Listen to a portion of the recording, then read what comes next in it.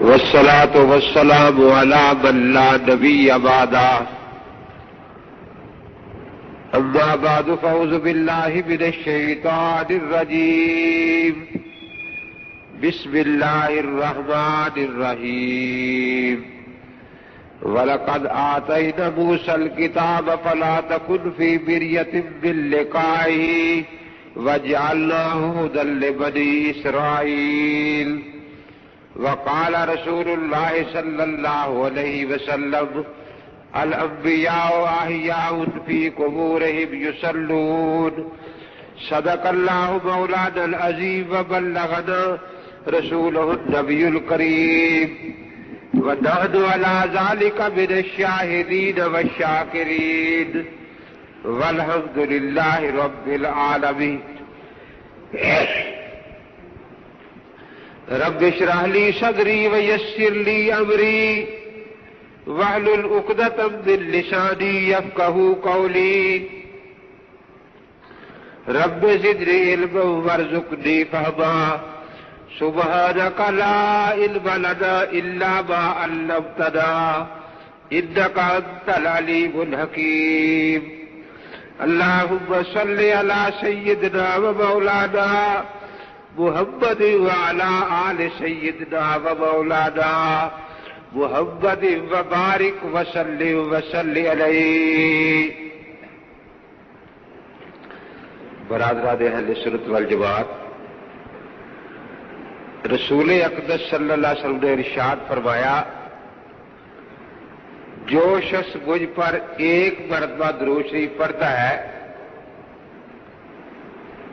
اس پر 10 رحمتیں نازل ہوتی ہیں، 10 درجے بلند ہوتے ہیں، 10 گناہ معاف ہوتے ہیں اور 10 دفعہ اللہ اس پر سلام بھیجتے ہیں.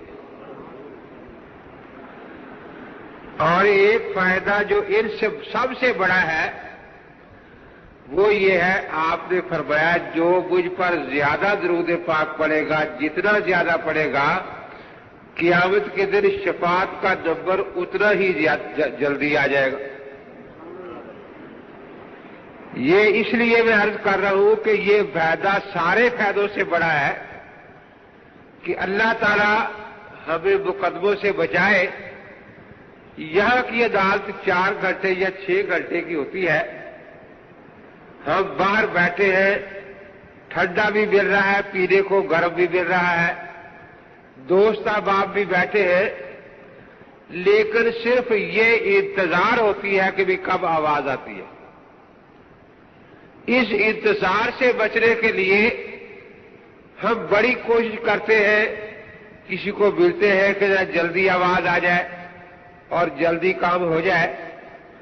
تو وہ عدالت جو 50,000 سال کی ہے اور جس دن سوائے عرش کے سائے کے اور کوئی سایہ نہیں ہوگا، حوض کوثر کے سوا اور کہیں پینے کا پانی نہیں ہوگا. یہ جس زمین پر ہم بیٹھے اس وقت ہے بڑے سکون سے بیٹھے ہیں نا، لیکن قیامت کے دن اذا زلزلت الارض زلزالها یہ جھٹکے پر جھٹکا کھا رہی ہوگی. یہاں کسی دن زلزلہ آ جائے، 1-2 جھٹکے لگے تو ہم 6 دن اندر جاتے ڈرتے ہیں، اور وہاں جھٹکے پر جھٹکا لگ رہا ہوگا. اللہ تعالیٰ فرماتے ہیں یوم تشخص فیہ الابصار، آنکھیں پتھرا جائے گی، انسان حیران پریشان ہوں گے. سورج جو ہے وہ 1 میل کی بلندی پر ہوگا. تو ایسے دن میں جس کا نمبر جلدی آ جائے سفارش کا، اس سے زیادہ خوش قسمت اور کون ہو سکتا ہے. اور حضرت رسول پاک نے ارشاد فرمایا کہ جو جتنا زیادہ درود پاک پڑھے گا اتنا ہی نمبر جلدی آئے گا. اور بہت سا وقت ہمارے پاس ہوتا ہے جس کو ہم ضائع کرتے ہیں. حضرت مولانا بشیر احمد صاحب پسرونی رحمۃ اللہ علیہ حضرت لاہوری کے خلفاء میں سے تھے. تو ہمارے ہاں تشریف لائے. میں نے صبح سکول آنا تھا تو سائیکل پر میرے پیچھے بیٹھ گیا کہ میں نے بھی شہر چل رہے. پیچھے بیٹھے آئے. جب سکول پہنچے تو فرمایا کہ میں پیچھے بیٹھا تھا, باتیں بھی ہوتی رہی اور 1000 مرتبہ میں نے درود شریف پڑھ لیا. فرمایا تمہیں اس لیے بتا رہا ہوں کہ آ کر تو روز آتا جاتا ہے, اگر اتنا وقت ہی تو صرف کر لے درود شریف پڑھنے میں تو 1000 مرتبہ آتے پڑھا جائے گا, 1000 مرتبہ جاتے ہوئے, اور کوئی وقت بھی تیرے کاموں میں کوئی حرج نہیں ہوگا. تو اللہ والے سوچتے ہیں کہ کوئی وقت بھی ہمارا ضائع نہ ہو جائے. یہ زندگی دوبارہ ملنے والی نہیں. ایک روایت میں ہے کہ جب انسان کی موت کا وقت آتا ہے تو سب سے پہلے رزق کا فرشتہ آتا ہے کہ دنیا میں اللہ نے رزق کے انبار پیدا کیے ہیں, لیکن اب تیری قسمت میں ایک بھی دانہ نہیں ہے, تیرا رزق ختم ہو چکا ہے. پھر وہ فرشتہ آتا ہے جو پانی پر موکل ہے کہ دریا بہ رہے ہیں, ٹیوب ویل چل رہے ہیں, بہت پانی دنیا میں ہے, لیکن تیری قسمت کا بھی ایک قطرہ بھی باقی نہیں رہا, کتنے گرے جا چکے ہیں. روایت میں ہے کہ آدمی اس کے منہ میں ڈالتا ہے پانی, وہ باہر بہ جاتا ہے, اندر نہیں جاتا کیونکہ اس کی قسمت میں نہیں ہوتا. ہوا کا موکل فرشتہ آتا ہے اور وہ کہتا ہے کہ یہ میلوں تک ہوا اللہ نے بھری ہوئی ہے یہاں پوری فضا میں, لیکن تیرے سانس ختم ہو چکے ہیں, تیرے سانس کے لیے اب ہوا نہیں ہے. وہ پھر کہتا ہے کہ کاش مجھے تھوڑا سا وقت مل جائے, میں توبہ کر لوں, کہ اب تو توبہ کا وقت گزر چکا. اس لیے حضرت حکیم الامت مولانا اشرف علی صاحب تھانوی رحمۃ اللہ تعالی علیہ بہشتی زیور کے کئی حصے لکھے, جو 7واں حصہ ہے وہ دل کی اصلاح کے لیے. اس کے آخر میں لکھتے ہیں کہ بھئی جب بھی آدمی صبح اٹھے تو نماز کے بعد تھوڑی دیر یہ سوچ لیا کرے کہ میری زندگی ختم ہو گئی تھی, آج کا دن میں نے بڑی منت سماجت سے اللہ سے مانگا ہے, بڑی منتیں کی کہ یا اللہ آج کا دن مجھے دے دے. تو اللہ تعالیٰ نے آج کا دن مجھے مانگا ہوا دیا ہے, اس لیے آج میں نے اللہ کی کوئی نافرمانی نہیں کرنی.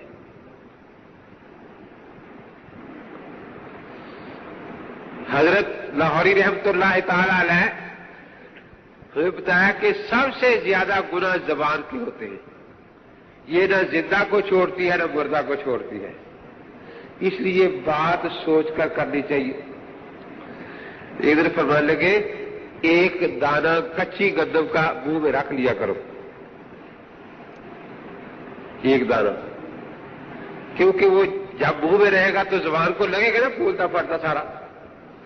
تو زبان کو یاد رکھے کہ یہ اس لیے رکھا ہے کہ زبان سوچ کے چلانی ہے, بغیر سوچے نہیں چلانی.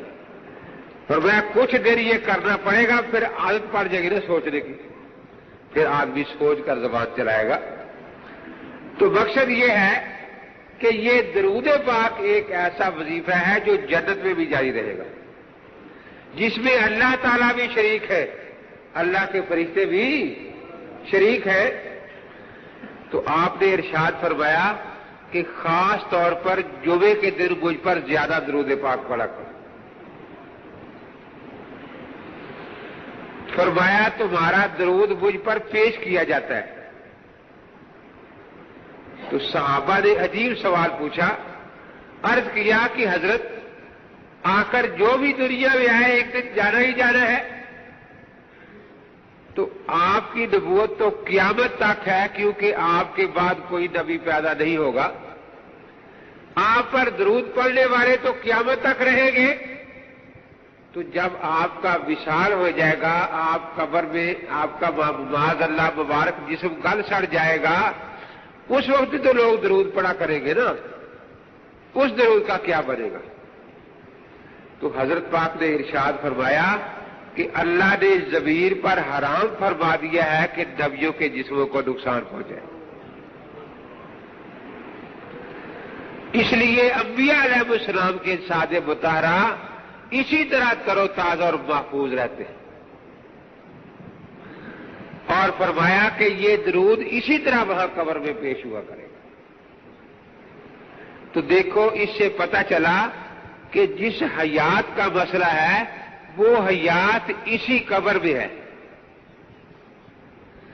اور اسی جسم کو حیات حاصل ہے جو دوسروں کا گل سڑ جایا کرتا ہے، اسی جسم پاک کو حیات حاصل ہے جو قبر میں دفن کیا گیا ہے۔ اسی لیے حضرت پاک نے پھر قاعدہ کلیہ بیان فرمایا، الانبیاء احیاء فی قبورہم یصلون۔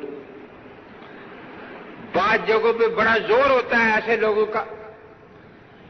بہاولپور گڑھوا کے علاقہ میں گیا میں، تو مجھ سے پہلے مولانا عبدالعزیز صاحب رحمۃ اللہ علیہ شجاع آباد والوں کا بیان تھا، بڑا شور مچا اس میں، شور کے لیے لوگ آئے ہوئے تھے۔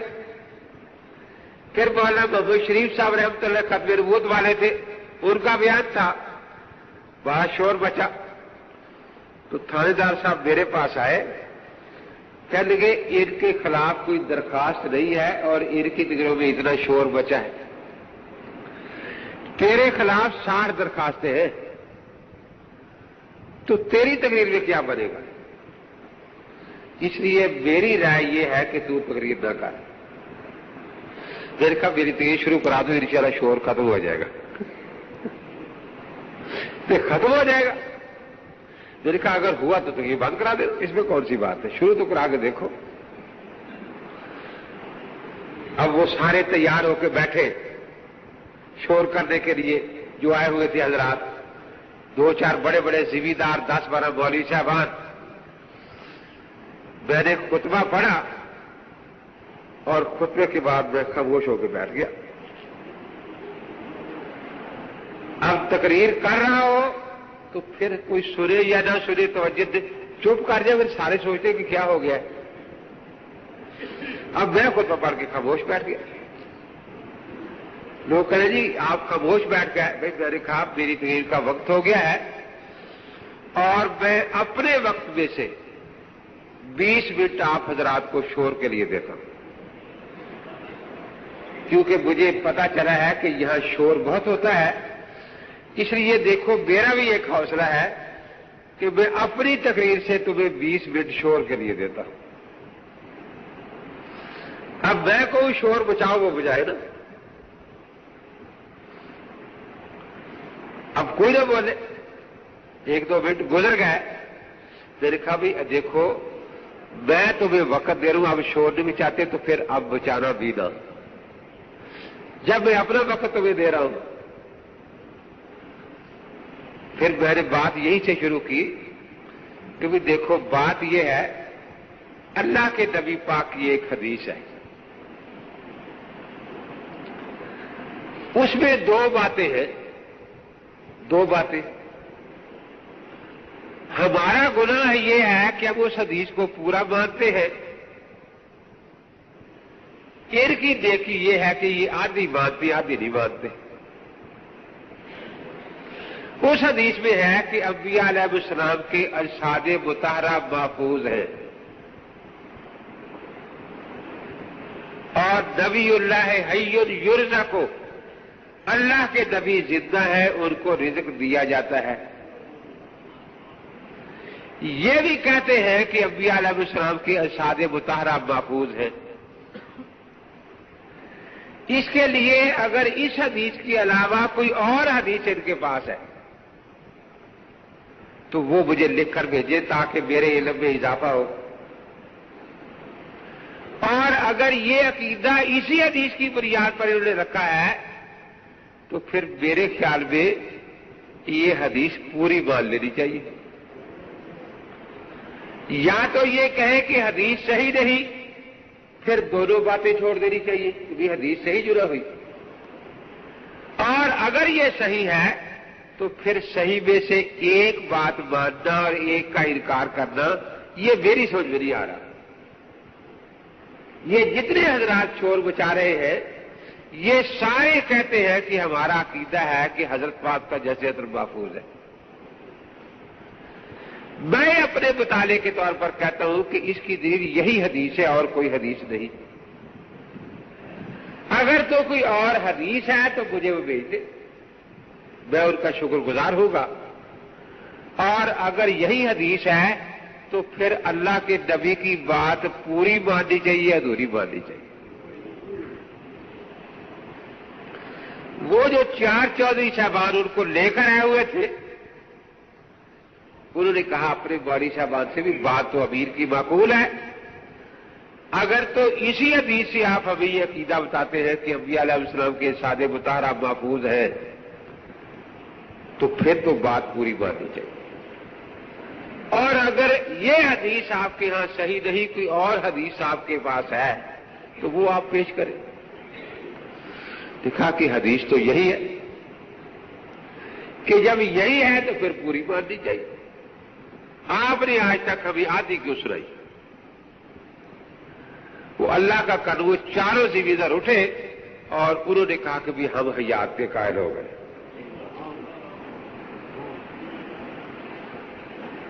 ایک بزرگ تھے پیر اس علاقے میں، شاہ صاحب، اس وقت نام ذہن سے نکل گیا ہے، وہ صدر تھے.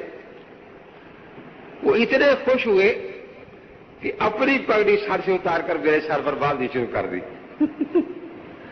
فرمایا یہی 4 آدمی اس علاقے میں ان کے بڑے تھے اور الحمدللہ یہی 4 ادھر آ گئے ہیں، اب یہ مسئلہ ختم ہو گیا.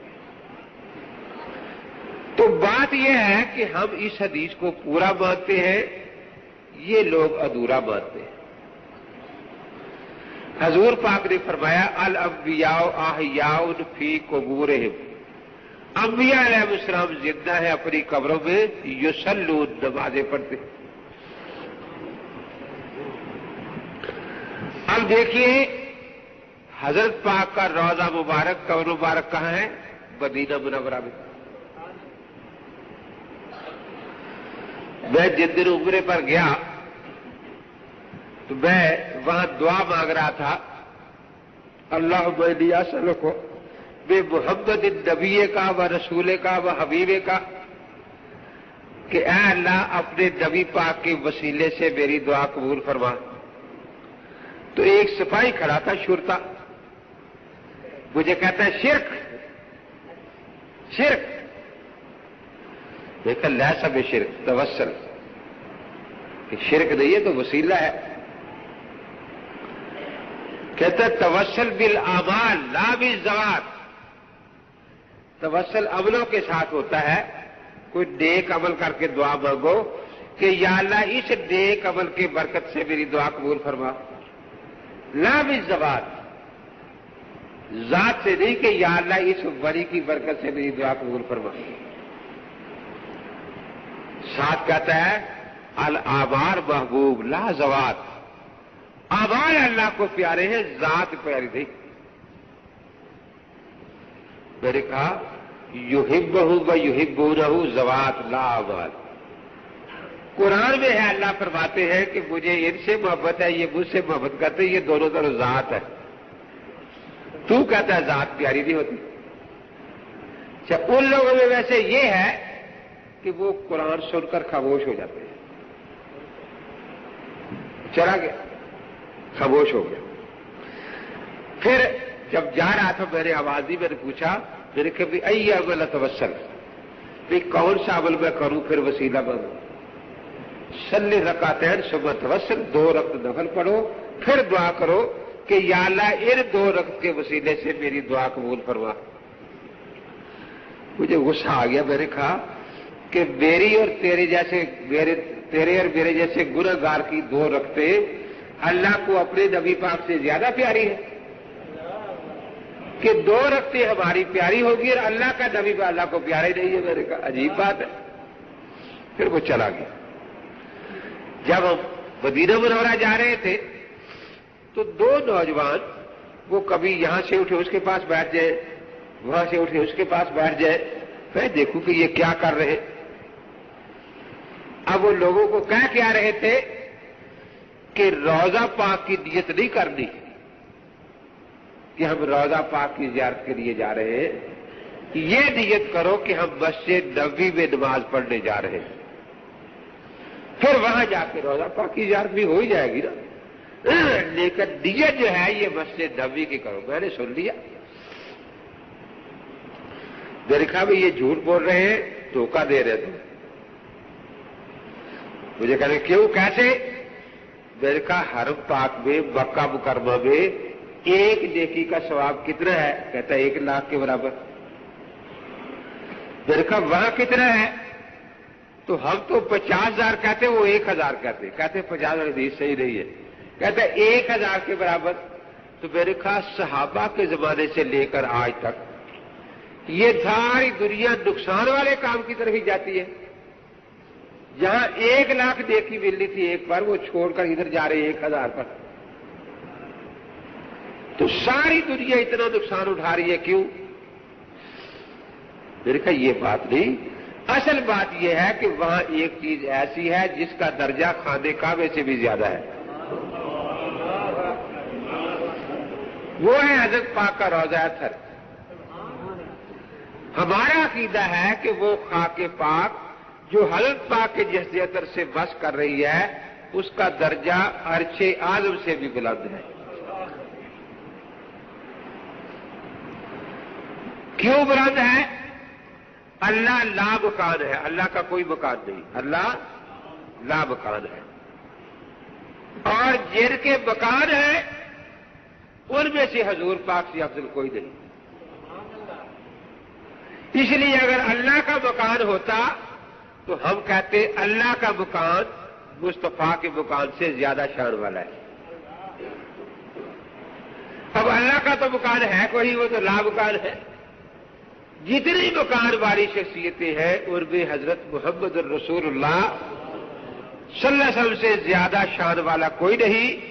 اس لیے ہم یہ عقیدہ رکھتے ہیں کہ یہ عرش سے بھی زیادہ اونچی شان والی جگہ ہے،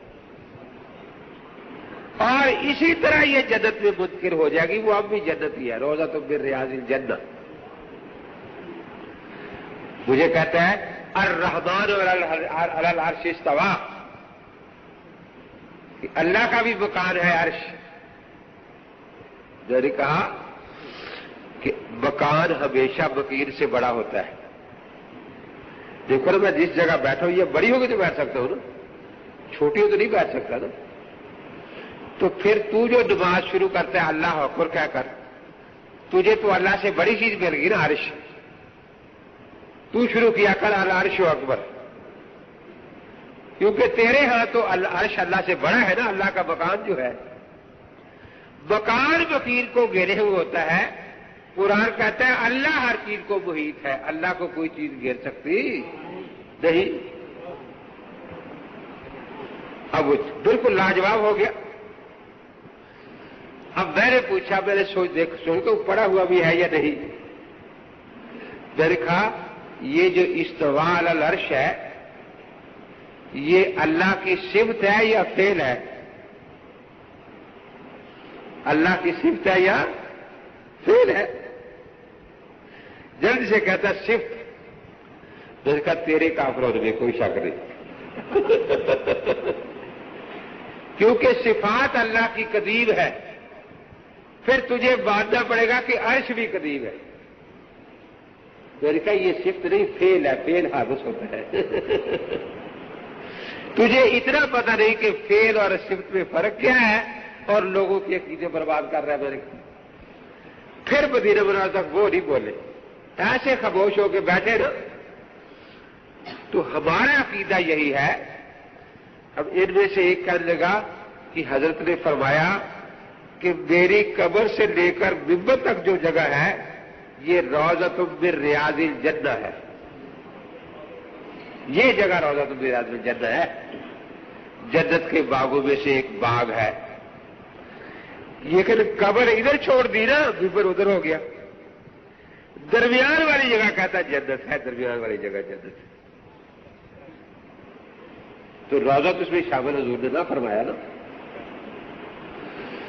میں نے کہا اس کو جنت نہیں کہا، روضۃ من روضات الجنہ کہا ہے کہ جنت کے باغوں میں سے ایک باغ یہ بھی ہے۔ میں نے کہا اس حدیث کی تصحیح امام طحاوی مشکل الاسحار میں لکھ چکے ہیں، فرماتے ہیں کہ باغ بہت سے جنت کے ہیں، یہ جگہ جو روضہ پاک سے لے کر منبر تک ہے یہ بھی ان باغوں میں سے ایک باغ ہے۔ اور یہ جنت کا باغ کیوں بنی؟ جہاں حضرت کی مبارک تلیاں لگ گئی ہیں۔ تو جو جگہ تلیاں لگ گئی وہ جنت بن گیا، جہاں حضرت خود موجود ہے وہ تو اعلیٰ جنت ہے اس سمے۔ یہ تو جنت صرف اس لیے بن گئی ہے نا کہ یہاں حضرت کے پاؤں مبارک لگے آتے جاتے، اللہ نے اس کو جنت بنا دیا۔ تو جہاں حضرت خود آرام فرما ہے، امام طحاوی فرماتے ہیں کہ اس سے بڑی جنت تو کوئی ہو ہی نہیں سکتی نا، جہاں حضرت خود آرام فرما ہے۔ تو حضرت نے فرمایا الانبیاء احیاء فی قبورہم یصلون، انبیاء علیہ السلام اپنی قبروں میں زندہ ہے اور نمازیں بھی پڑھتے ہیں۔ زندگی بیکار زندگی نہیں، ایمان کے بعد سب سے بڑی عبادت نماز ہوتی ہے نا، اگرچہ وہاں نماز فرض نہیں، لیکن فرمایا کرتے تھے دنیا میں قرۃ عینی فی الصلاۃ، نماز پڑھنے سے میری آنکھیں ٹھنڈی ہوتی ہیں۔ آپ اس لذت کے لیے ہمارا نماز ادا فرماتے ہیں۔ تو میں نے کہا دیکھو حضرت پاک کی قبر مبارک مدینہ منورہ میں ہے، اس سے کسی کافر کو بھی انکار نہیں، کسی کو انکار نہیں نا۔ پھر اس قبر مبارک میں حضرت کا جو جسد عطر ہے وہ وہی ہے جو دنیا والا ہے، جو سیدہ آمنہ کے پیٹ سے پیدا ہوا، وہی جس پر وحی نازل ہوئی، وہی جو صاحب ہجرت اور صاحب معراج ہے، صاحب جہاد ہے۔ تو جب حیات وہاں ہوئی تو یہی جسد عطر فیض الحیات ہوا نا۔ یہ حدیث متواترات میں سے ہے، اس لیے یہ عقیدہ اہل سنت والجماعت کا اجماعی اور اتفاقی عقیدہ ہے۔ تو انبیاء علیہ السلام کے بارے میں میں بڑی بہاودیر گیا تو وہاں دیکھا گیلری تھی بہت بڑی، جو سامنے مسجد کے اندر بنی ہوئی، کہ اوپر بھی کلاسٹ کو ہمارے 5-7 بیٹھے ہیں، سٹیج پر بھی سارے بیٹھے، اور تھے جیل کے آئے ہوئے گجرات۔ جب میں پہنچا تو میں نے پوچھا بھی کیا قصہ ہے؟ فرمایا کہ انہوں نے میٹنگ کی تھی گجرات میں بیٹھ کر، بڑی بہادری رہے ہوتے، کہ 2 بسیں آئی ہیں، ایک بس آئی ہے کہ امیر پر حملہ کرنا ہے، اس کی اطلاع جیل میں ہوگی مولانا عبداللطیف صاحب رحمۃ اللہ علیہ کو، تو انہوں نے 2 بسیں بھیجی ہیں۔ فرمایا کہ پہلے جا کے پورے اسٹیج پر قبضہ کر لو اور گیلری پر قبضہ کر لو۔ اب وہ جو ان کا تھا قصہ وہ تو ختم ہو گیا۔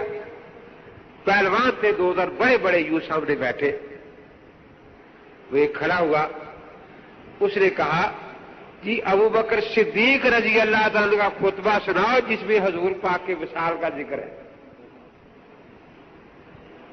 جس میں حضرت پاک کے وصال کا ذکر ہے۔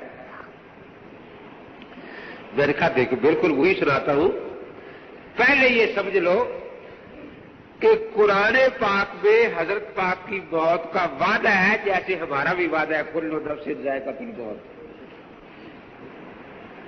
لیکن وقوع موت کا قرآن پاک میں کہیں ذکر نہیں کہ حضرت فوت ہو گئے، پورے قرآن میں وعدہ موت ہے۔ کیوں؟ اگر وقوع موت آ جائے تو قرآن اللہ کی کتاب نہیں رہتی، پھر کیونکہ بعد میں جو نازل ہو کس پر نازل، نبی تو فوت ہو چکا ہے۔ آج جو تورات میں نے کہا ہمیں مل رہی ہے، ہم کہتے ہیں کہ یہ موسیٰ علیہ السلام کی تورات نہیں، قرآن کہتا ہے یکتبون الکتاب بایدیہم ثم یقولون ھذا من عند اللہ، کتابیں خود لکھ دیتے ہیں، کہتے ہیں یہ اللہ کی طرف سے آئی ہے۔ تو اس تورات کے غلط ہونے کے، جھوٹے ہونے کے جہاں اور دلائل ہیں، ایک بڑی دلیل یہ ہے کہ اس میں موسیٰ علیہ السلام کے فوت ہو جانے کا تذکرہ ہے کہ فوت ہو گئے۔ آخری باب جو ہے 33واں، وہ شروع یہاں سے ہوتا ہے، سو موسیٰ مرد خدا موآب کی سرزمین میں فوت ہو گیا، اور وہی بیت فغفور کے مقابل اسے دفن کر دیا گیا۔ بنی اسرائیل کئی مہینے تک موسیٰ کا ماتم کرتے رہے۔ موسیٰ کے بعد کئی نبی آئے، لیکن موسیٰ جیسا نبی آج تک نہیں آیا جس نے اللہ سے روبرو باتیں کی ہو۔ اور آج موسیٰ کی قبر کا نشان بھی کسی کو یاد نہیں رہا۔ میں نے کہا یہ بتا رہا ہے یہ باب کہ یہ تورات اس زمانے میں لکھی گئی ہے جب موسیٰ علیہ السلام کی قبر بھی لوگوں کو یاد نہیں رہی تھی، تو پتہ چلا کہ اس تورات کا موسیٰ علیہ السلام کے ساتھ کوئی تعلق نہیں۔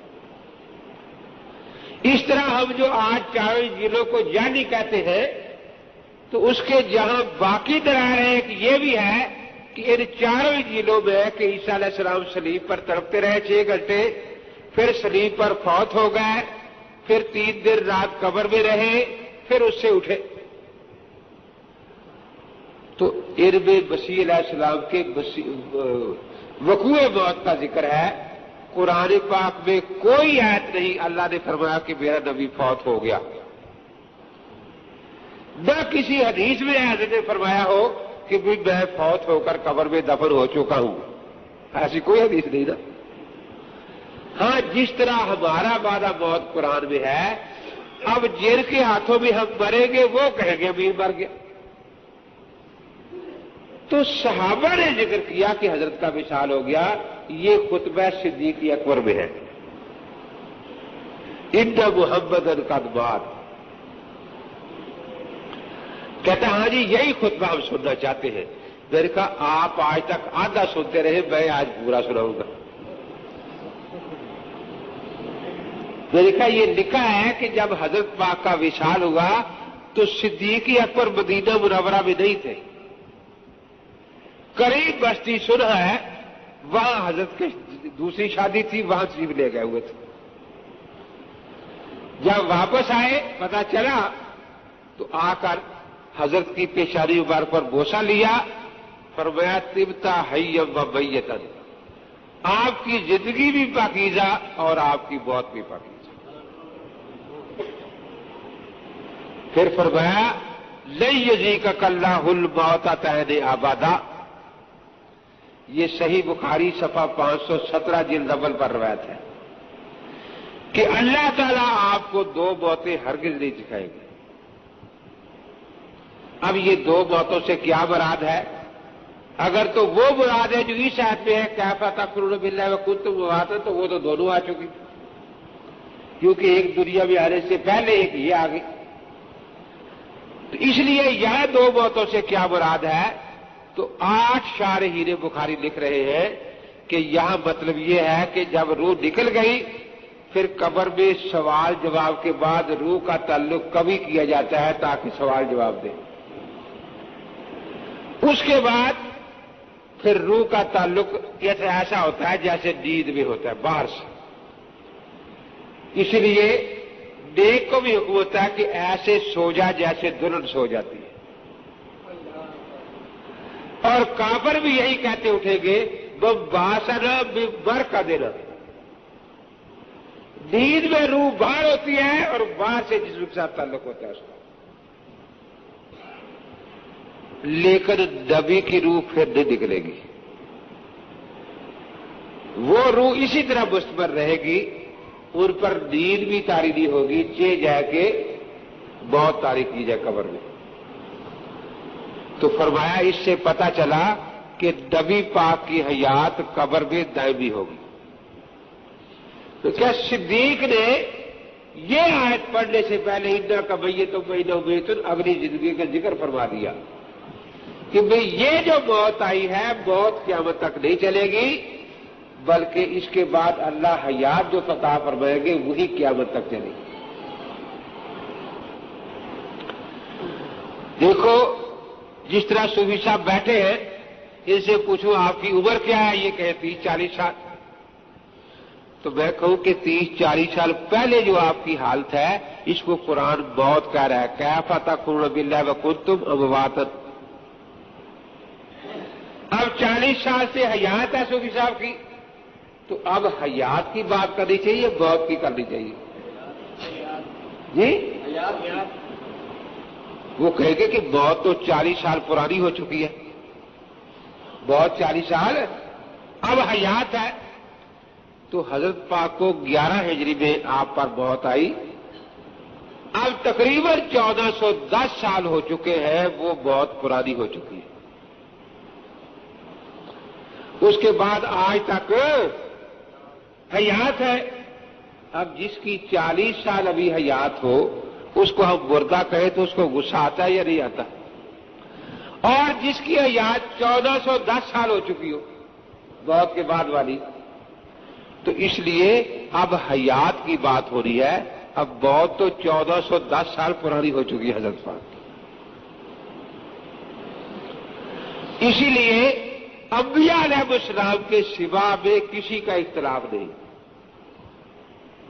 کیونکہ ان کی حالت ایسی جیسے بیداری میں کوئی پردے میں بیٹھ جائے تو وہ سنتا ہے۔ باقیوں کے بارے میں اختلاف ہوا ہے کہ سنتے ہیں یا نہیں۔ صوفیہ کرام 100% اس بات کے قائل ہیں کہ وہ سنتے ہیں، اور فقہائے کرام 98% اس بات کے قائل ہے کہ وہ سنتے ہیں۔ 2% نے کچھ اختلاف کیا ہے، مگر وہ بھی اس طرح سے جس طرح آج کل کے لوگ کرتے ہیں۔ اور یہ بھی بات سمجھے کہ سماع کا مسئلہ توحید شرک کا مسئلہ نہیں۔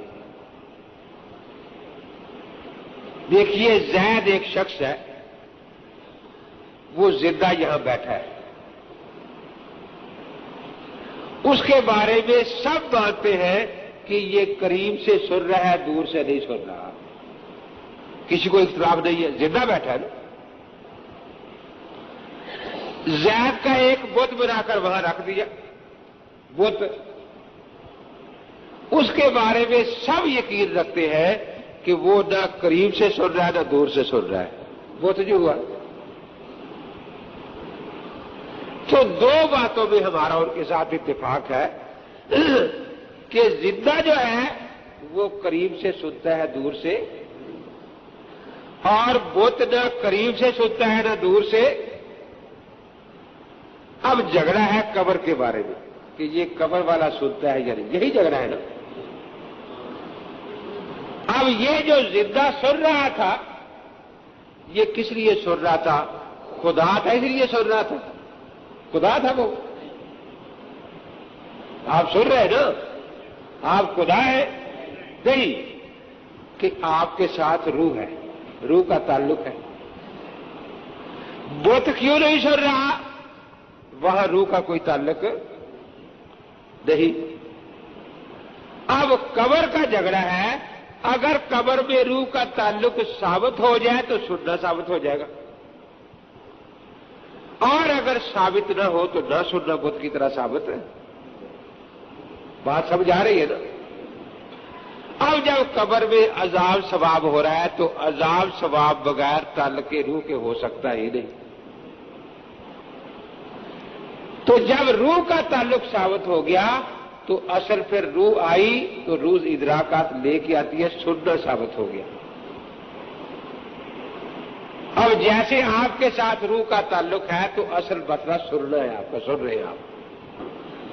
اب اگر کسی کے بارے میں ثابت کرنا ہو کہ نہیں سن رہا تو دلیل اس کو دینی پڑے گی، یہ بہرا ہے اس لیے نہیں سن رہا، بہرا ہو اسے سن۔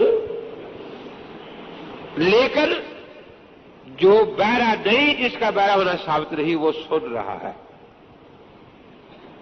دنیا کی مثال دے رہا ہوں نا، اور خواب میں تو بہرا بھی سنتا ہے قبر میں تو بہرا بھی سنتا ہے جو یہاں بہرا تھا، کیونکہ وہاں روح اس کا کان کی محتاج نہیں رہی۔ تو اس سے معلوم ہوا کہ سماع اصل ہے۔ اب جو یہ کہے کہ سننا ثابت رہی، دلیل اس کے ذمہ ہے، یہ الٹا کہتے دلیل تمہارے ذمہ۔ میں درسگاہ میں بیٹھا تھا، 2 پروفیسر آ گئے میرے پاس کہ جی مولوی صاحب قرآن میں سینکڑوں آتے ہیں، کہ مردے نہیں سنتے، مردے نہیں سنتے۔ میں نے کہا یہ نہیں کہا جاتا، بات یوں کہو کہ ہم قرآن پر سینکڑوں جھوٹ بولتے ہیں، ہم قرآن پر سینکڑوں جھوٹ بولتے ہیں کہ مردے نہیں سنتے۔ پورے قرآن میں ایک بھی آیت نہیں جس کا ترجمہ ہو کہ مردے نہیں سنتے، نہ پورے ذخیرہ حدیث میں کوئی حدیث ہے جس کا ترجمہ ہو کہ مردے نہیں سنتے۔ نہیں جی وہ پڑھتے ہی رہتے، تو میرے کو لکھوا کے لانی تھی۔ کہتا ہے یاد تو آپ کو بھی ہوگی، آپ بھی سنا دیں۔ تو میں نے کہا یہی پڑھتے ہو گئے اتنا کا لا تسمع الموتى، کہتے ہیں ہاں ہاں دیکھو نا یہی ہے۔ میں نے قرآن پاک کھول کر سامنے رکھ دیا، میں نے کہا پڑھو کیا ہے؟ آیت پوری پڑھنی چاہیے ادھوری پڑھنی چاہیے؟ میں نے کہا اس کا ترجمہ بھی یہ نہیں کہ وہ مردے نہیں سنتے، یہ ہے کہ انک لا تسمع الموتى، آپ مردوں کو نہیں سناتے۔ کہ جب نہیں سناتے تو سنتے بھی نہیں نا۔ میں نے کہا یہ کیسے ثابت ہو گیا؟ آج میں نے آپ کو ناشتہ نہیں کرایا نا تو آپ نے کیا بھی نہیں۔ میں کہوں کہ میں نے آپ کو ناشتہ نہیں آج کرایا تو آپ نے کیا بھی نہیں۔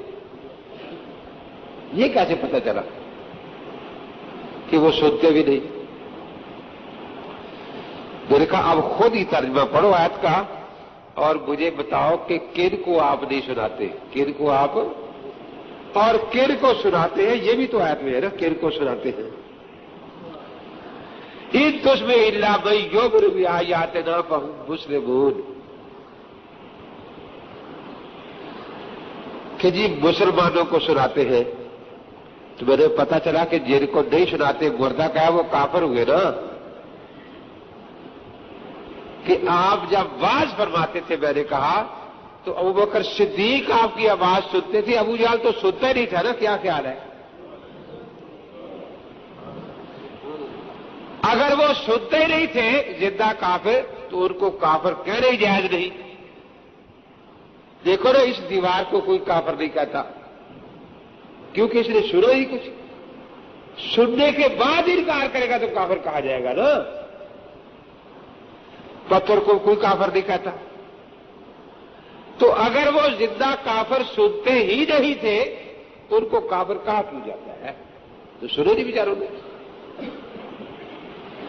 تو میں نے کہا کہ جب تشبیہ مردوں سے دی ہے تو تشبیہ میں کوئی وجہ تشبیہ ہوتی ہے۔ وجہ تشبیہ کیا ہے؟ عدم سماع تو یقیناً نہیں نہ سننا، کیونکہ سارے کافر سنتے تھے حضرت کا بات،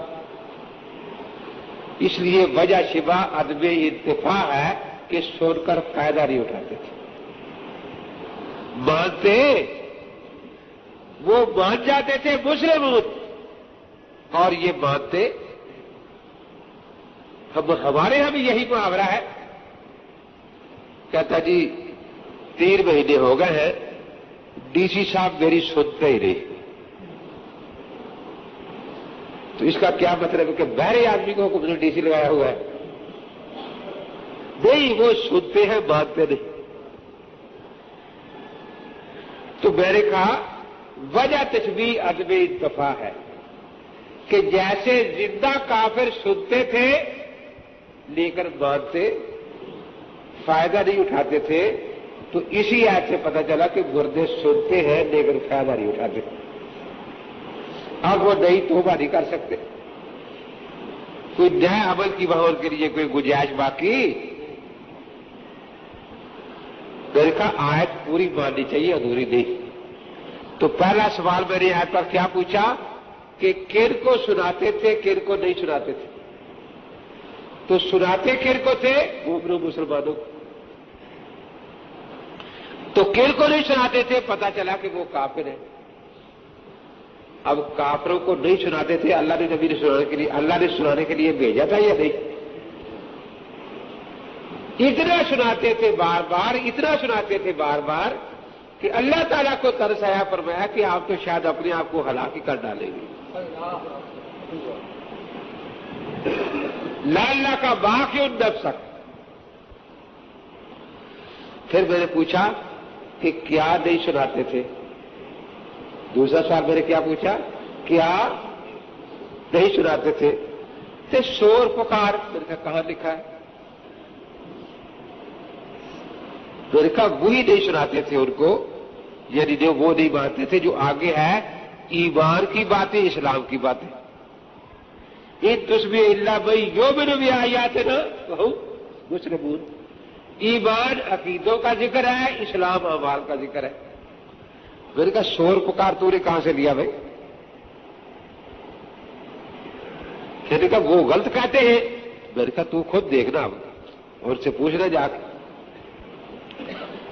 تو پہلا سوال میں نے کیا پوچھا کہ کن کو سناتے تھے، کن کو نہیں سناتے تھے.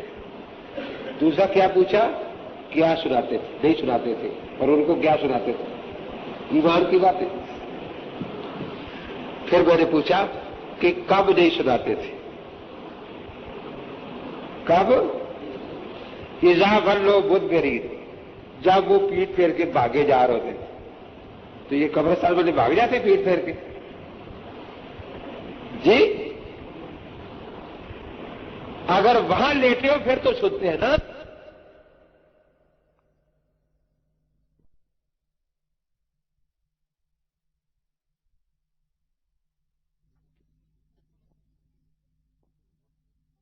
یہ کافر بھاگا کرتے تھے یا قبروں والے بھاگا کرتے تھے؟ کہتا ہاں یہ تو سمجھ آ گیا کہ یہ دھوکہ وہ دیتے ہیں، یہ وہ دھوکہ دیتے ہیں. ایک اور بھی آیت ہے نا کہ وہ مجھے یاد نہیں، میرے کو بھی نکالی. میں نے کہا یہی ہوگی وما انت بمسمع من فی القبور. آپ نہیں سناتے ان کو جو قبروں میں ہے. وما انت بمسمع من فی القبور. میں نے کہا آگے ہی پڑھ لو کیا ہے. آپ سناتے نہیں، قبروں والوں کو آپ سناتے نہیں، کچھ کرتے بھی ہے یا نہیں. آگے ہے کہ ان انت الا نذیر، آپ ان کو ڈراتے ہیں، آپ ان کو ڈراتے ہیں. تو ڈرتا یا تو کچھ دیکھ کر ہے، سن کر ہوتا ہے، کچھ دیوار کو نہیں ڈراتا نا. کوئی چیز سن کر ہی ڈرے گا نا، یا دیکھ کر ہی ڈرے گا نا. تو یہاں بھی وہی بات نکلی کہ یہ وہی قبروں والے کافر مراد ہے جن کے سامنے آپ واز فرمایا کرتے تھے. وہ آپ کا واز سنتے بھی تھے، آپ ڈراتے ہیں لیکن وہ ڈر کو قبول نہیں کر رہے، وہ آپ کی بات کو قبول نہیں کر رہے. تو میں نے کہا کیا حضرت پاک ہمیشہ قبرستان بھی واز کرتے جا کے، یا وہ پہاڑی پر کھڑے ہو کر فرما رہے ہیں انت نذیر العریان، میں دنگا ڈرانے والا ہوں، دنگا ڈرانے والا. یہ کرم کا محاورہ ہے، کیونکہ بڑی پریشانی ہوتی نا تو لوگ دنگے بھاگنا شروع کرتے ہیں. تو جو دیکھنا سمجھتے کہ کوئی مصیبت آگے اس خاندان میں جو دنگے بھاگ رہے ہیں. وہی محاورہ حضرت نے مال فرمایا کہ مجھے ایسا ہی سمجھے کہ میں تمہیں ڈرانے آیا ہوں. تو آپ زندوں کو ڈر سناتے تھے یا مردوں کو؟ تو یہاں بھی اہل قبور اور کافروں کو کہا گیا، تشبیہ دی گئی ہے، اور تشبیہ عدم سما میں نہیں، عدم انتفاع میں ہے.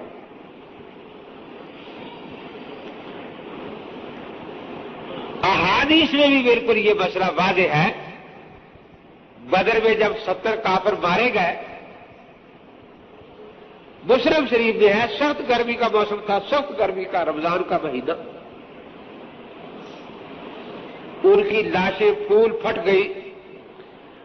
تیسرے میں حضرت شریف لے گئے، فرمایا کہ ان کو گڑھوں میں پھینک دو. بالکل پھٹی لاشیں. پھر وہاں کھڑے ہو کر فرمایا کہ اللہ نے جو وعدہ میرے ساتھ کیا تھا وہ تو پورا ہوا. جو اللہ کے وعدے میں نے تمہیں سنائے تھے وہ پورے ہوگا یا نہیں عذاب والے؟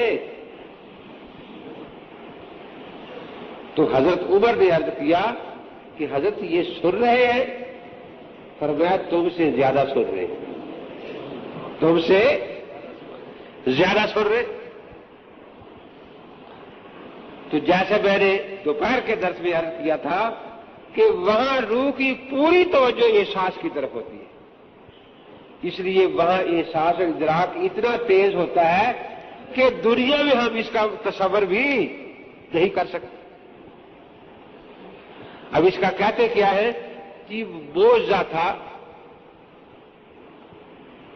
بوجھا تھا، بات غلط ہے، کیسے بوجھا تھا؟ امام بخاری اس کو دو جگہ لایا ہے، حالانکہ صحیح بخاری میں بوجھ ذات کا باب ہے لیکن وہاں نہیں لایا، کتاب الجنائز میں لائے ہیں اور ادھر جا کر کتاب المغازی میں جہاد کے باب میں۔ مسلم بھی اس کو کتاب العذاب قبر میں لائے ہیں، حالانکہ مسلم بھی بوجھ ذات کا باب ہے۔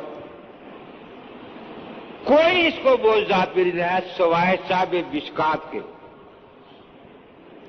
مشکات میں یہ بوجھ ذات کے باب میں آئی ہے، اور اس کی وجہ اور ہے کیونکہ اس میں یہ حدیث ذرا زیادہ لمبی ہے۔ اس میں یہ بھی ہے کہ حضرت نے فرمایا تھا کل ابو جہل یہاں مرا ہوا ہوگا، کل عتبہ یہاں مرا ہوا ہوگا، ھذا مسرع ابی جہل غدن، تو یہ پیش گوئی آپ کی بوجھ ذاتی۔ تو چونکہ مشکات نے جو درج کیا ہے اس میں بوجھا بھی ایک ذکر ہے، اس لیے اس مناسبت سے وہاں لے گئے، اس کو بوجھا نہیں بنایا انہوں نے۔ تو ایک مجھے کہنے لگا کہ جی ابا جی نے آیت سے استدلال کیا ہے، میں نے کہا قرآن نے تو نے دیکھ لیا، قرآن سے تو کچھ نہیں ملا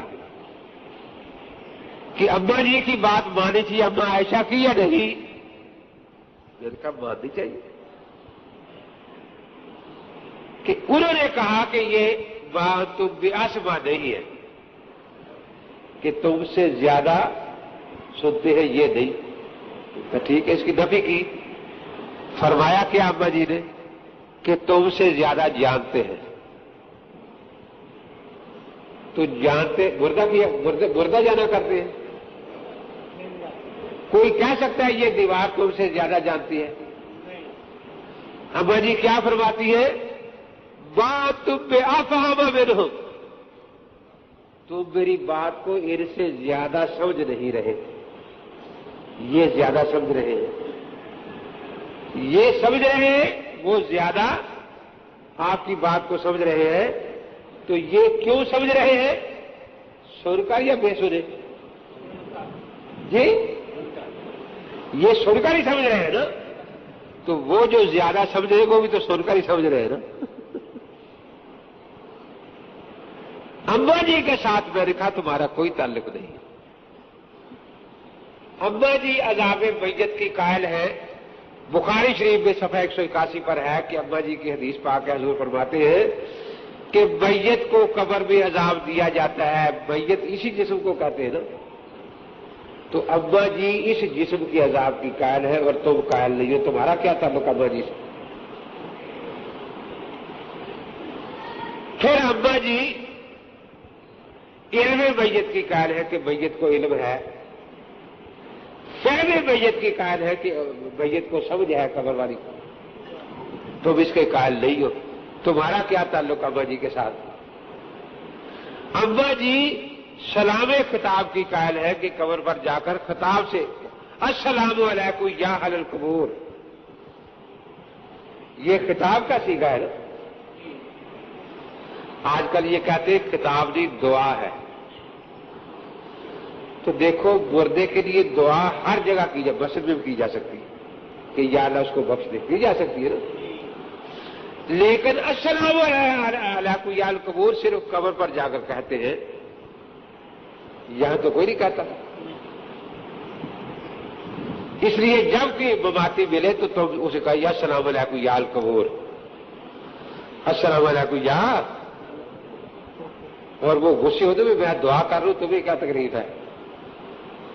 دیکھو یہ خطاب والی دعا قبر پر جا کر ہو سکتی ہے، تو جب خطاب مقصود ہے تو وہ سنے گا تو خطاب ہوگا نا۔ تو ابا جی اس کی قائل ہے، تم اس کے قائل نہیں ہو۔ تمہارا اماں جی کے ساتھ کوئی تعلق نہیں۔ پھر اماں جی کلام میت کی قائل ہے کہ مردہ بات سنتا بھی ہے۔ ترمذی شریف میں یہ بات ہے کہ آپ کے جب بھائی عبد الرحمان فوت ہوئے سیدہ عائشہ رضی اللہ کے، تو آپ وہاں نہیں تھی مدینہ منورہ میں۔ جب پہنچی تو پھر اپنے بھائی کی قبر پر گئی ہے، ان کو خطاب کر کے شعر پڑھے ابا جی نے۔ اب وہ خطاب میت کی قائل ہے۔ امام بخاری نے، ان کا انداز عجیب ہے صحیح بخاری شریف میں، جہاں یہ حضرت عائشہ والا قول نقل کیا ہے نا کہ وہ زیادہ سنتے نہیں زیادہ جانتے ہیں، اس کے ساتھ اگلی جو حدیث ہے میں نے کہا یہ پڑھو کیا ہے، وہ یہ ہے کہ ایک یہودیہ ابا جی کے پاس آئی اور اس یہودیہ نے کہا، بڑھیا تھی کہ بیٹی اللہ تجھے عذاب قبر سے بچائے۔ ابا جی بڑی حیران ہوئی، وہ چلے گئی، حضرت سے پوچھا کہ قبر میں مسلمانوں کو بھی عذاب ہوتا ہے؟ ابا جی سمجھتی تھی کہ عذاب قبر صرف کافروں کے لیے ہے۔ تو حضور پاک نے فرمایا کہ ہاں گناہ گار مسلمانوں کو بھی عذاب ہوتا ہے۔ ابا جی فرماتی ہے پھر میں کئی دفعہ دیکھا کہ حضرت اونچی دعا مانگتے تھے کہ یا اللہ عذاب قبر سے محفوظ رکھنا تاکہ ہمیں بات یاد کروا دیں۔ تو امام بخاری سمجھا رہے ہیں یہ واقعہ 2 ہجری کا ہے، بدر کا واقعہ۔ کب کا؟ 2 ہجری کا۔ اور یہ جو یہودیہ کے آنے کا واقعہ ہے یہ 8 ہجری کا ہے۔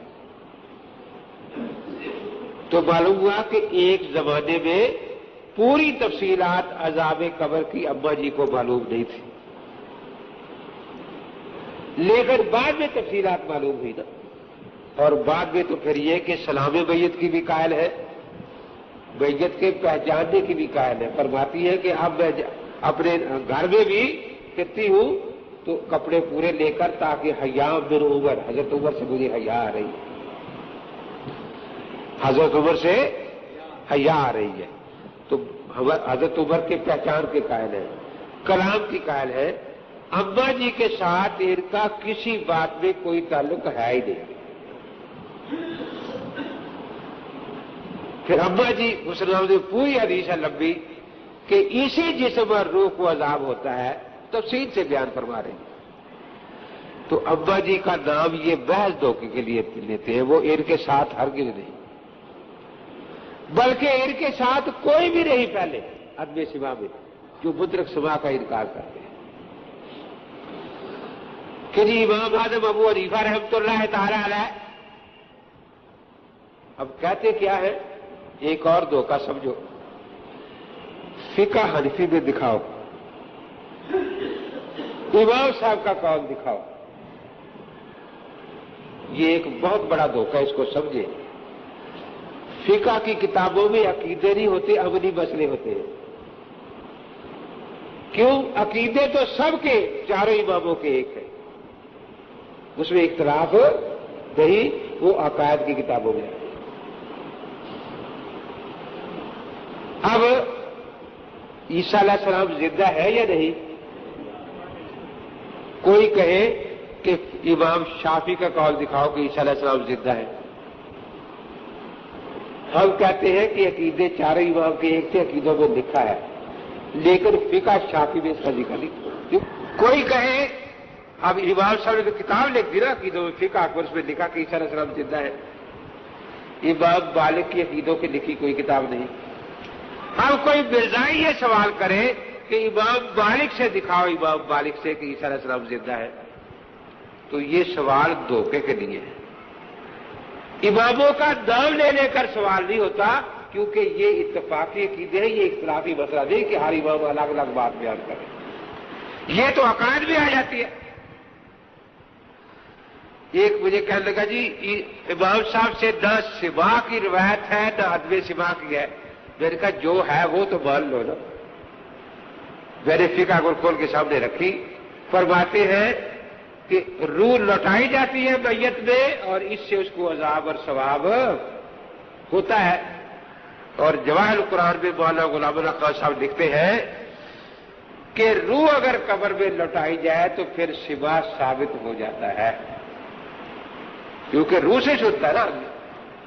تو میں نے کہا امام صاحب جو روح کے لوٹانے کے قائل ہیں تو وہ پکے شبہ کے قائل ہیں، عدم شبہ کہیں ان سے ثابت نہیں. تو صوفیہ کرام 100% شبہ کے قائل ہیں. اور فقہا میں سے ابن حباب سے جن کی بات 9ویں صدی میں ہے، 9ویں صدی میں، ان سے پہلے کسی حنفی نے لکھا کہ مردہ نہیں سنتا. 9ویں صدی سے پہلے کسی نے لکھا. انہوں نے ایک مسئلہ قسم سے یہ بات نکالی کہ مردہ نہیں سنتا، لیکن وہ بھی ان کی طرح نہیں کہتے کچھ بھی نہیں سنتا. وہ کہتے ہیں سلام کی آواز سنتا ہے، السلام علیکم کہو. تلقین کی جائے، سوال جواب ہو رہا تو اوپر والا کو بتایا کہ بھئی کہو اللہ ایک ہے، تو یہ بھی تلقین مردہ سنتا ہے. ابن حباب کہہ رہے ہیں. کہتے روضہ پاک پر جا کر صلاۃ و سلام پڑھو، حضرت سنتے ہیں. صدیق اکبر پر پڑھو، سلام عرض کرو، صدیق اکبر سنتے ہیں. فاروق اعظم سنتے ہیں. دیکھیے اصل میں یہ ایک سازش ہے. اسلامی حکومتیں جب ہوتی تھی تو پھر ایسے فتنے نہیں چلتے تھے. زاوی نے واقعہ لکھا ہے سیر احمد نوبالا میں، امام وکیع نے جراح رحمۃ اللہ تعالی علیہ بہت بڑے محدث ہیں، صحاح ستہ والوں کے استاد ہیں، اور امام اعظم امام ابو حنیفہ کے شاگرد ہیں. تو ان کا ایک عجیب انداز ہوتا تھا جب حدیث پڑھاتے نا قال قال رسول اللہ صلی اللہ علیہ وسلم، تو پھر یہ بھی بتاتے کہ اس حدیث نے امام صاحب نے اتنے مسائل نکالے ہیں. قال ابو حنیفہ قضا، قال ابو حنیفہ قضا، ابو حنیفہ نے یوں فرمایا، ابو حنیفہ نے یوں فرمایا. یہ بھی لکھاتے ہیں. ایک دن ایک آدمی کھڑا ہو گیا، اس نے کہا کہ آپ ہمیں کالا رسول اللہ لکھایا کریں، کالا ابو حنیفہ نہ لکھایا کریں. یہ فرمایا کیا کرو گے؟ کالا رسول اللہ کو، کیونکہ حدیث وہی مطلوع تو ہے نہیں کہ قرآن کی طرح ترجمہ مطلب نہ ہے، تلاوت کرنے سے ثواب ملتا جائے. قرآن ایسی کتاب ہے کہ اس کا معنی مطلب نہ بھی ہے تو تلاوت سے ہی ثواب مل رہا ہے، لیکن حدیث تلاوت والی تو ہے نہیں، یہ تو مطلب سمجھائے گا تو عمل کرنا ہے نا. تو جب تمہیں مطلب ہی سمجھ نہیں آئے گا، میں اس لیے امام ابو حنیفہ مطلب سمجھاتا ہوں. اس نے کہا اخطا ابو حنیفہ، ابو حنیفہ سے خطا ہوئی. بس یہ سننا تھا. امام وکیع نے فرمایا نکل جاؤ یہاں سے، خبردار رہتا یہاں آئے تھے، نکل جاؤ. اس کے بعد نکال دیا.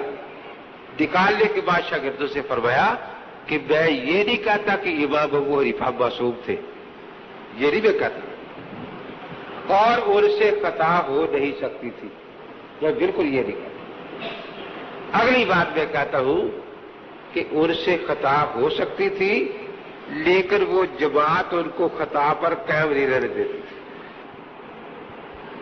جیسے قاری صاحب قرآن سنا رہے ہیں رمضان میں تو ان سے بھول ہو جاتی ہے، غلطی، لیکن لقمہ دینے والا غلطی درست کر دیتا ہے.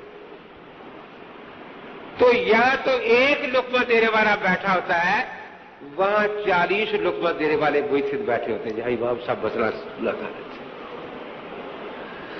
اب ایک حافظ صاحب پڑھا رہے ہیں اور پیچھے 40 حافظ کھڑے ہیں، تو کتنا پکا یقین ہوگا کہ بہت صحیح قرآن پڑھا گیا.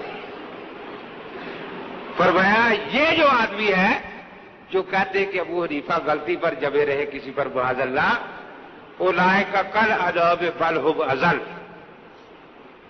یہ پہلے درجے کے جاہل ہیں، جانوروں سے بدتر لوگ ہیں. ہمارے قریب گاؤں ہے تو وہ غیر مقلد ہے، ان کا ایک لڑکا کہیں تبلیغی جماعت میں آنے جانے لگا. تبلیغی جماعت میں آنے جیسے میرے پاس بھی آنے جانے لگا جی. تو عام طور پر دیوبندی کی مسجد کا اسپیکر یا غیر مقلد ہوتا ہے یا مباحثی ہوتا ہے.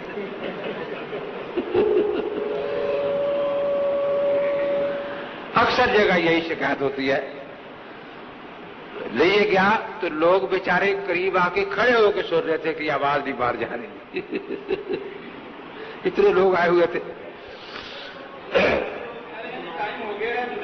جی اچھا جی. پچھلے جمعے بتایا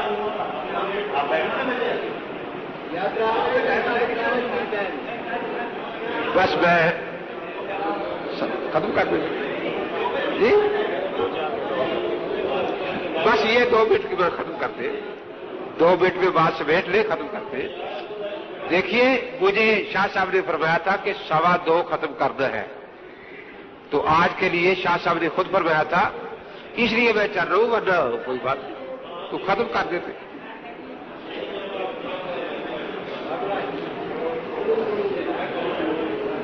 تو خیر میں نے جو کچھ آپ کے سامنے عرض کیا وہ یہ ہے کہ انبیاء علیہ السلام اپنی قبروں میں حیات ہیں, اور انبیاء علیہ السلام کے سوا میں کوئی اختلاف نہیں, بالکل رہا. سب سے پہلے ربیع الاول 1402 ہجری میں اشاعت التوحید و سنت کا ایک اجلاس ہوا پنڈی میں. اس میں انہوں نے لکھا, وہ چھپا ہوا موجود ہے, کہ ہم ہیں جمعیت والے حضور پاک کے قبر پر صلاۃ و سلام کے سوا کے قائل نہیں. یہ حضرت پاک کے وصال کے 1400 سال بعد عقیدہ بنایا گیا. ہم قائل نہیں, لیکن اگر کوئی قائل ہو تو ہم اس کو کافر نہیں کہتے, بلکہ اہل سنت والجماعت سے خارج بھی نہیں کرتے. یہ ہے ربیع الاول 1402 کا ان کا عقیدہ. پھر محرم 1406 میں اس کی توثیق کی گئی اسی عقیدے کی کہ ہم قائل نہیں ہیں, ہم قائل کہ اگر حضرت پاک صلاۃ و سلام پڑھے حضرت وہاں سے نہیں سنتے, لیکن اگر کوئی پڑھے تو ہم اس کو اہل سنت والجماعت سمجھتے ہیں. پھر ذی قعدہ 1409 ہجری اس میں یہ آیا کہ جو شخص حضرت پاک کے قبر پر صلاۃ و سلام کا قائل ہے کہ سنتے ہیں وہ کافر ہے, دائرہ اسلام سے خارج ہے. تو 1409 میں ان کا عقیدہ پھر بدل گیا. اس لیے ان بیچاروں کے عقیدے میٹنگوں پر بدلتے ہیں, میٹنگ کرتے ہیں عقیدہ اور ہو جاتا ہے, پھر اگلے سال میٹنگ ہوئی پھر عقیدہ اور ہو جائے گا. لیکن اہل سنت والجماعت کا عقیدہ شروع سے اٹل آ رہا ہے. ایک آدمی کا نام 1400 سال میں کوئی پیش نہیں کر سکتا جو سنی کہلاتا ہو, محدث نہ ہو, فقیہ نہ ہو, چور ہو, ڈاکو ہو, زانی ہو, لیکن حضرت پاک کے سوا کا انکار کیا اس نے. ہم 1,00,000 روپیہ فی حوالہ ان کو انعام دیں گے, 1,00,000 روپیہ فی حوالہ. تو جن کا دین شروع سے آ رہا ہے وہ ہمارے پاس ہے, اور جن کا 1409 میں بنا ہے وہ تو ابھی شاید بالغ بھی نہیں ہوا, نابالغ ہے. ہم ان کی بات ماننے کے لیے تیار نہیں. وآخر دعوانا ان الحمد للہ رب العالمین. استغفر